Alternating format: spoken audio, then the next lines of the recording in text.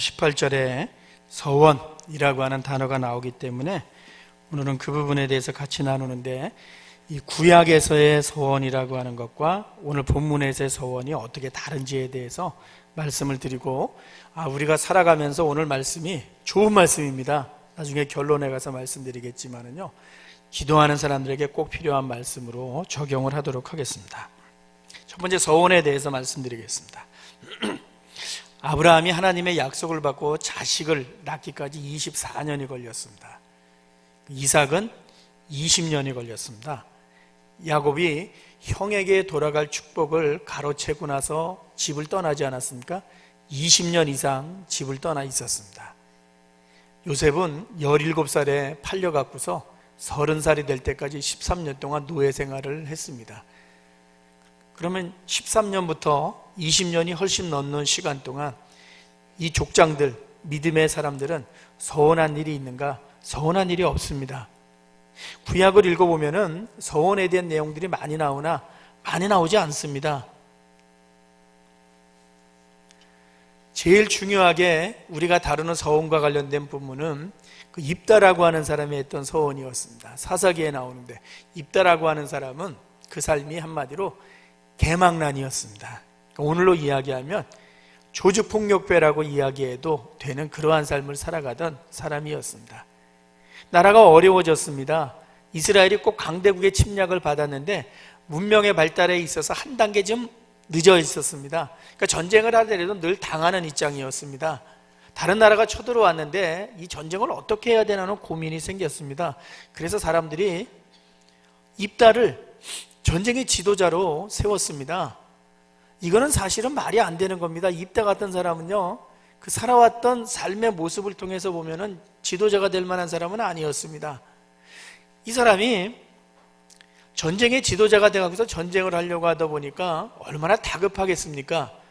무기 체계도 제대로 갖추어져 있지 않고 훈련된 병사가 있는 것도 아니고 또 전쟁에서 이겨본 경험을 가지고 있는 이스라엘 민족이 아닙니다. 늘 패하면서 살아왔기 때문에 패배감이라고 하는 것이 아주 팽배해 있었습니다.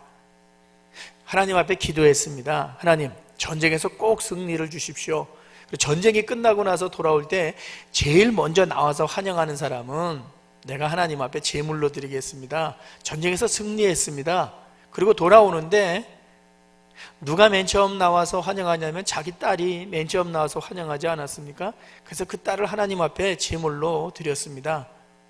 이 모습을 보면서 가장 귀한 것을 하나님 앞에 드려야 된다, 영적으로 적용하는 경우도 있는데 그렇지 않습니다. 그거는요, 이 이스라엘 주변에 있는 나라들은요, 사람을 제물로 드리는 것이 허용되어 있었습니다. 인신제라는 것이 허용되어 있었지만 이스라엘 사람들에게 하나님이 그거를 원하지 않으셨습니다. 우리 옛날에 동화나 이야기들 보면은 이 마을의 동굴에 구렁이가 있고 용이 살고 있다고 믿어갖고서 그 어린 소녀 같은 아이들을 제물로 드리는 그러한 이야기들이 있지 않습니까?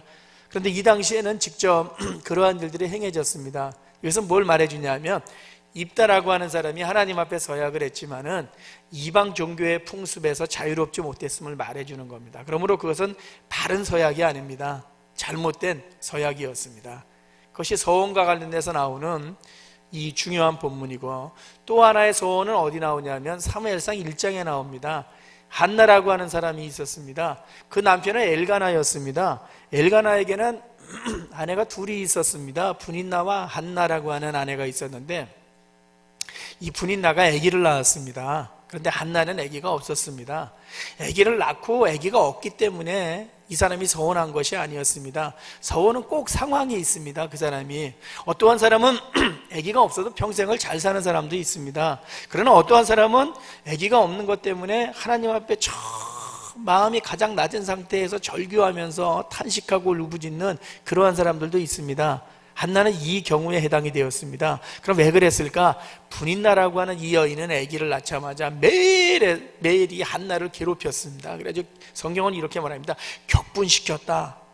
근데 그 강조점으로 이렇게 씁니다. 격분하여 격분시켰다, 격동시켰다, 격동하여 격동시켰다. 그래서 먹을 수가 없었다. 그 남편이 그 여인을 너무나 사랑했음에도 불구하고, 야, 내가 정말 10 아들보다도 너를 더 사랑한다, 내가 얼마나 너를 사랑하는지 알잖아 라고 말했지만은 분인나라고 하는 여인이 힘들게 하는 모습을 견딜 수가 없었습니다. 아마 오늘로 이야기하면 죽고 싶은 마음도 그 여인에게 들었고, 너무나 스트레스가 심해서 아마 심한 우울증으로 고생하는 그러한 삶의 모습으로 나라를 보내고 있었던 것이 이 한나였습니다. 이 여인이 하나님 앞에 기도합니다. 기도하다가 너무나 절박하고 너무나 간절하니까 하나님 앞에 서원을 하게 되었습니다. 그 서원의 내용은 아기가 태어나게 되면 나시린으로 키우겠다고 하는 것이었습니다. 나시린은 어땠냐면 시체를 평생 만지지 못하고 머리를 깎지 않고 이 포도주를 입에 대지 않는 경건한 자들이었습니다. 그러나 나시린이 경건한 자들이지만은 이스라엘 역사 속에서 나시린이 꼭 경건했다라고 말할 수 없는 것은 삼손 같은 사람도 나시린 출신이었습니다. 그러니까 결심을 한 겁니다. 오늘로 이야기하면 한나가 하나님 앞에 이렇게 기도한 겁니다. 하나님, 자녀를 주시면은 내가 목사나 선교사로 꼭 키우겠습니다. 이 아이를 성전에서, 그래서 하나님을 위해서, 하나님의 복음을 위해서 살아가도록 하겠습니다 라고 하나님 앞에 기도하고 하나님이 그 여인에게 자녀를 주셨습니다. 믿음이 대단하구나 라고 생각하셔도 됩니다. 그러나 더 중요한 것은요, 절박함과 간절함이 얼마나 컸는가 하는가를 읽어보셔야 되고요, 이 정도 되면 서원해야지, 그런 건 성경에 나오고 있지 않습니다. 서원이라고 하는 것은 어떠한 사람은 없어도 잘 살고 있지만 어떠한 사람은 없어서 너무나 힘든 마음의 상태를 경험하게 될 때, 이거는 개인이 살아가는 마음과 관련된 것, 상황과 관련된 것이기 때문에 그 사람이 너무나 절박하고 힘들게 되면은 기도하면서, 다른 사람은 그냥 아래지만 탄식하고 눈물을 흘리면서 밤을 지새우는 모습이 있을 수가 있기 때문에 이거는 주관적인 체험이다 라고 말할 수 있습니다. 마치 이것은 전쟁이 되었을 때, 전쟁이 일어나게 되었을 때 이 밥 한 끼 먹으려고, 아니면 정말 이 상황 속에서 하나님이 나를 살려주신다면 내가 그 다음에 주님을 위해서 이렇게 살아가겠습니다 라고 하나님 앞에 조건을 거는 것과 같습니다. 그런데 사람이 살아가면서 이 조건을 거는 것은 그렇게 좋은 것은 아닙니다. 수준 있는 삶의 모습은 아닙니다. 만약 엄마가 맛있는 거를 해주면 내가 공부를 열심히 하겠습니다 그러면은 조건이라고 하는 것은 관계를 깨트리는 겁니다. 좋은 부모와 좋은 자녀의 관계는요, 평생 조건으로 만나는 것이 아닙니다. 그런데 서원은 조건이 등장하는 겁니다. 그럼 왜 조건이 등장하고 있을까? 절박함과 간절함이 너무나 크고 정말 사무치기 때문에 이 조건이 등장하는 서원이 나오는 겁니다. 그런데 이 서원은 한 해가 됐으니까 서원해야지, 그러시면 안 됩니다. 이 서원은요, 평생 한두 번이면 족한 겁니다.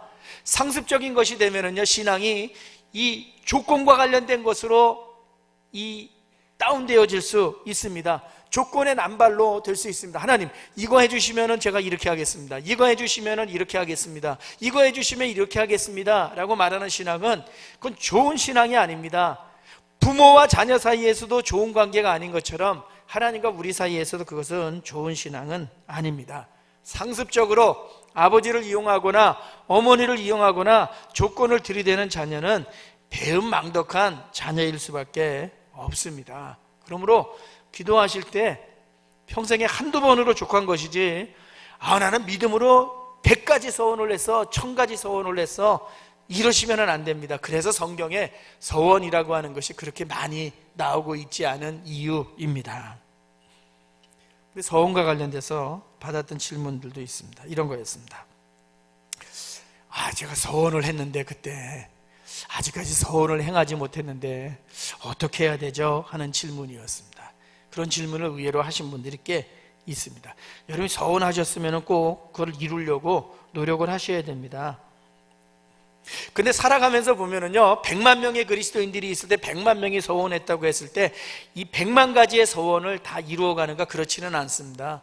우리는 죄사함을 받았지만 연약함을 가지고 있는 인간이기 때문에 100% 서원대로 갚지 못하는 연약함을 가지고 있는 것이 우리들입니다. 그래서 어떠한 사람은 서원을 이루어가지만은 어떠한 사람을 이루어가지 못하는데, 이루어가지 못하는 사람은 내가 하나님 앞에서 이렇게 약속을 했는데 이루어가지 못해서 어떡하지 하면서 두려움에 빠지는 경우도 있습니다.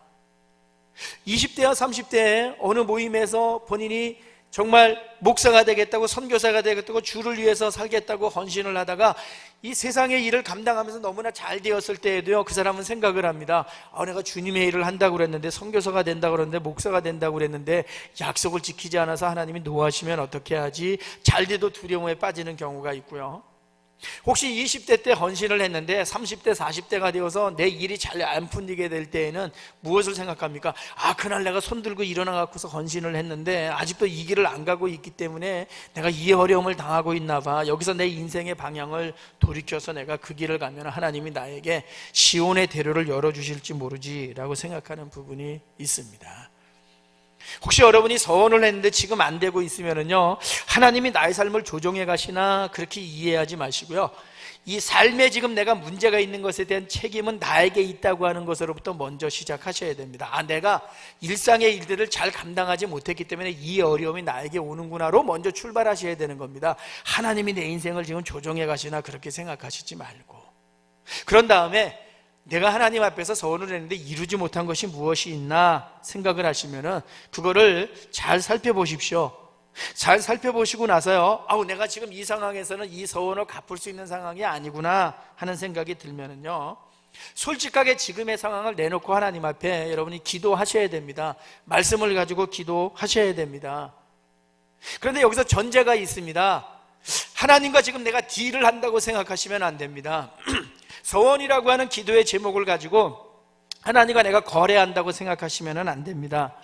전제는 무엇이냐면, 주님은 나를, 내 절박함을, 내 간절함을, 내가 비록 약속을 했지만 내가 이루지 못하는 이 연약함이나 한계 상황의 모습을 하나님은 돌보아 주시고 또 나를 위로하고 돕기 원하시는 분이시지 하는 이 전제를 깨트리면은 안 됩니다. 이 전제를 깨트리게 되면은요, 하나님은 나를 보시고 굉장히 속이 좁은 마음을 가지고 계시면서, 한마디로 쫀쫀한 마음을 가지고 계시면서, 제가 왜 약속한 것을 이루어가지 않는 거야? 저 녀석 가만히 두면은 안 되겠네 하는 마음을 가지고 나에게 다가오시는 분으로만 생각하게 되면은 하나님이 어떠한 분인가에 대해서 우리가 완전 오해하게 되고 왜곡시킬 수 있는 가능성이 많이 있습니다. 하나님은 우리가 상습적으로 행하는 것에 속는 분은 아닙니다. 그러나 하나님은 모든 것을 받아주실 수 있는 마음을 가지고 있는 분이 하나님입니다. 내가 어떨 때 절박함 때문에 정말 조건을 말한다고 할지라도요, 그 절박함 속에서 나오는 조건을 하나님은 조건을 보시는 것 같지만은 절박함을 먼저 생각하는 하나님이라고 하는 거, 이것이 우리가 하나님을 이해하거나 하나님을 믿는 믿음의 전제, 기본, 이 기본에서 벗어나면은 안 됩니다. 그러므로 여러분, 여기 앉아 계신 분들 가운데 혹시 내가 하나님 앞에 서운한 것이 있는데 하는 분들이 있으면은, 여러분이 갚아야 될 상황이면은 갚으십시오. 그러나 정말 그렇지 못할 상황이 있을 때는 솔직하게 말씀을 하십시오. 그리고 그 인생의 길 가운데서 내가 혹시 이 조건 때문에, if, 만약 이것 때문에 하나님을 내가 왜곡되게 이해하거나 오해하고 있다면은 제자리로 꼭 돌아오셔야 됩니다. 이게 오늘 우리가 서원을 이해하는 바른 자세입니다. 바른 자세입니다. 그게 구약에서의 서원의 의미였습니다. 옛날에 부흥회나 이런 거 하면은, 그래서 부흥사분들이나 이런 분들이 뭐라 그랬습니까? 꼭 서원한 것은 꼭 갚아라, 갚지 않으면 큰일 난다라고 이야기를 했는데, 갚을 수 있으면 꼭 갚으셔야 되고, 갚지 못할 상황이 되면은 큰일 난다라고 생각하기 전에 그때 내 절박함과 간절함이나 모습에 대해서 하나님이 헤아려 주셨을 줄로 믿고 나아가는, 거기서부터 출발을 해야 된다는 것을 꼭 놓치지 마십시오, 여러분. 목사님 왜 하나님을 그렇게 무섭지 않게만 가르치? 무섭습니다, 하나님. 저도 여러분, 저도 하나님이 두려울 때가 있습니다. 왜 없겠습니까? 그런 건 모든 사람들이 가지고 있는 생각입니다. 그러나 우리 안에 신앙, 그러면 너무나 두려움에 가득 차 있는 신앙의 모습이 신앙의 본류인 것처럼 생각하기 때문에 이렇게 말씀을 드리는 겁니다. 두 번째, 오늘 성경의 말씀입니다. 오늘 성경에도 이렇게 기록하고 있습니다. 바울이 일찍이 서원이 있었다. 그리고 갱그레아라는 땅에 도착하게 되었을 때 머리를 깎았다라고 말을 합니다. 이 말씀을 보고 이렇게 설교할 수 있습니다. 여러분, 바울도 나시린처럼 살았습니다. 이렇게 설교하면 안 됩니다. 오늘 본문은 그 내용이 아닙니다. 그 내용이 아닙니다. 오늘 본문의 내용은 어떤 내용이냐면 이러한 겁니다. 바울이 선교 여행을 떠날 때마다, 또 선교 여행을 갔다가 돌아올 때마다 바울이 하나님 앞에 기도하는 서원이 있었다. 서원을 소원으로 바꾸시면 됩니다. 소원을 가지고 있었다. 기도 제목이 있었다. 그럼 그건 무엇일까 한번 생각해 보시기 바랍니다. 바울 입장에서는요, 이런 거 아니겠습니까? 한번 선교 여행을 떠나면요, 이 마을에서 복음 전하고 저 마을로 가는 게 아니었습니다. 1000km, 2000km, 3000km 이상을 다니는 먼 길이었는데 그는 건강이 무지무지 좋지 못했던 사람이었습니다. 그리고 가는 곳곳마다 그를 괴롭히고 힘들게 하는 사람들이 얼마나 많이 있었습니까? 그래서 감옥에도 많이 갇히기도 하고 매도 맞기도 하고 이 돌에 맞아 죽을 정도의 그러한 위협도 당했던 모습들이 그의 삶 속에 늘 있기 때문에 바울은 하나님이 부르신 사람이기 때문에 그는 살아가면서 아마 신병과 관련돼서는 걱정이 없었을 거야. 건강이 안 좋았지만은 아마 문제가 없었을 거야 라고 생각하지만은요, 오늘 본문을 읽어보면 그렇지 않습니다. 바울도 선교 여행을 선교지로 가게 될 때 그도 인간이기 때문에 참 두려움도 많았고 불안함도 많았구라는 것이 오늘 말씀의 내용입니다. 왜 그러냐면 이겁니다. 바울이 선교 여행을 출발하기 전에 하나님 앞에 기도하는 겁니다. 뭐라고? 하나님, 건강 잃지 않도록 좀 해주십시오 하나님. 그리고 선교지에 가서 이제 복음을 전하게 될 텐데 그 어려움을 주는 사람들 때문에 선교지 갈 때마다 참 마음이 너무나 힘들고 불안하고 두려운데 하나님 꼭 그 부분을 해결해 주십시오 라고 기도하고 이 사람 출발했습니다. 모든 경우에. 그런데 오늘 성경의 말씀은 한 선교 여행이 다 끝나고 나서 이제 돌아가는 길목에 서 있을 때 그가 하나님 앞에 말하는 겁니다. 하나님, 그때 제가 하나님 앞에 그렇게 기도를 했는데 하나님이 지나온 시간을 돌아보니까 저의 기도를 하나님이 응답해 주셨네요. 감사합니다. 그리고 머리를 깎는 겁니다. 오늘 이 땅에서 머리를 깎는 겁니다. 그거는 뭡니까? 하나님, 제가 선교지로 갈 때 하나님 앞에 기도했던 것들을 하나님이 이루어 주셨네요. 너무나 감사합니다. 머리 깎는 겁니다. 그게 오늘 18절의 말씀입니다. 얼마나 좋은 본문입니까? 이 본문의 내용이. 우리는 말하지 않습니까? 주님의 뜻대로 기도해. 네가 뭘 기도할지 얘기 안 해도 돼. 주님의 뜻이야 라고 하지만 오늘 말씀은 바울도 구체적으로 기도했다고 하는 것을 말해주는 거 아닙니까? 자신의 상황 속에서.